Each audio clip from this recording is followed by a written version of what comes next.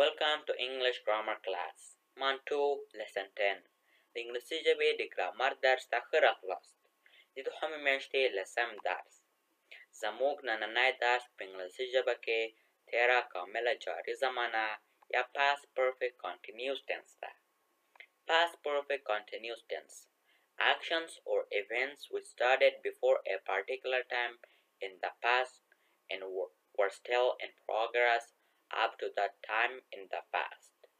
هغه فعالیتونه یا هغه عملونه ښیي چې په تیرو وختونو کې له یو ځانګړي وخت څخه پیل شوي وي او تر یو وخته په تیرو وختونو کې پر مخ تللي وي. مثلا احمد had been studying in the school since 2021. مثلا احمد له 2020 کال راهیسې مکتب کې درسونه ویل. structure یا د جملو جوړولو فرموله یې کله چې موږ وغواړو د past perfect continuous tense د پښتو جمله وي انګلیسي ژبې ته واړوو نو موږ یې له structure نه کار اخلو. په یاد ولرئ که له structure نه موږ په جمله کې اثر نه پاتې سي یا یې غلط ولیکو نو د موږ جمله به غلطه وي یعنې صحیح معنا به نه ورکوي. کوشش کوئ چې structure نه یې څه درنه پاتې یا یې غلط ونه لیکئ.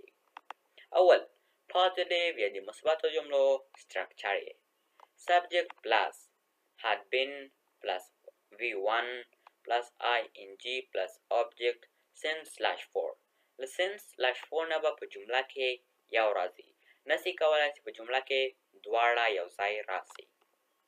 دوم negative یا د منفي جملو structure یې subject plus had been plus not plus v1 plus ing plus object since/4 نور هماغه structure ده خو تنها له had been نه وروسته موږ not ور اضافه کړی. دریم interrogative یا سوالی جملو structure یې had been plus subject plus v1 یا د verb معنی حالت plus ing plus object since/4 او همداسې آخر کې د سوالی نشان. مثلا They had been waiting for us since this morning. دوی له نن څخه راهیسې موږ ته انتظار وو. دا positive جمله سوه. They had not been waiting for us since this morning. دوی له نن څخه راهیسې موږ ته انتظار نه وو. دا negative یا منفي جمله سوه. Had they been waiting for us since this morning?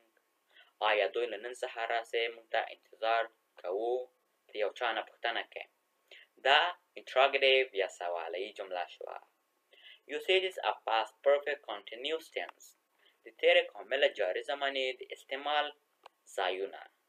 First usage. Past perfect continuous tense is used to show the duration of an action which was in progress before another action in the past. اول استعمال تیره کامله جاري زمانه د هغه عمل د مودې د بیانولو لپاره استعمالیږي چې په تیر وخت کې له بل عمل څخه مخکې د جریان په حالت کې وو. مثلا I had been learning English lesson before starting computer. زه د کمپیوټر له زده کړې څخه مخکې د انګلیسي په درس یا ژبه کې بوختم یعنې د انګلیسي درسونه مې ویلې. دوم مثال The police had been looking for the criminal for 2 years before caught him. مخکې له دې چې هغه ونیسي پولیس 2 کاله په مجرم پسې ګرځېدل. Second usage. Past perfect continuous tense is also used for the actions with emphasis which were in progress before another actions or another time in the past. دوم استعمال همدارنګه تیره کامله جاري زمانه د هغو عملونو چې له تاکید سره په تیره زمانه کې له نورو عملونو او یا له بل وخت څخه مخکې د جریان کې و یعنې جریان یې درلود هم استعمالیږي. مثلا He had been teaching us until we became teachers. هغه موږ ته تر هغه وخته تدریس کاوه تر څو چې موږ ښوونکي یعنې استادان شو. Najib had been driving until he became a cricket player. نجیب تر هغه وخته ډریوري کوله تر څو یو کرکټر شو. ډېره مننه دا و د نن ورځې درس.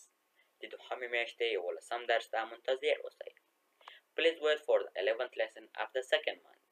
دا ویډیو له ملګرو سره مو هم شریکه کړئ. Please share this video with your friends too. Thank you for watching. په کتلو نه مو مننه.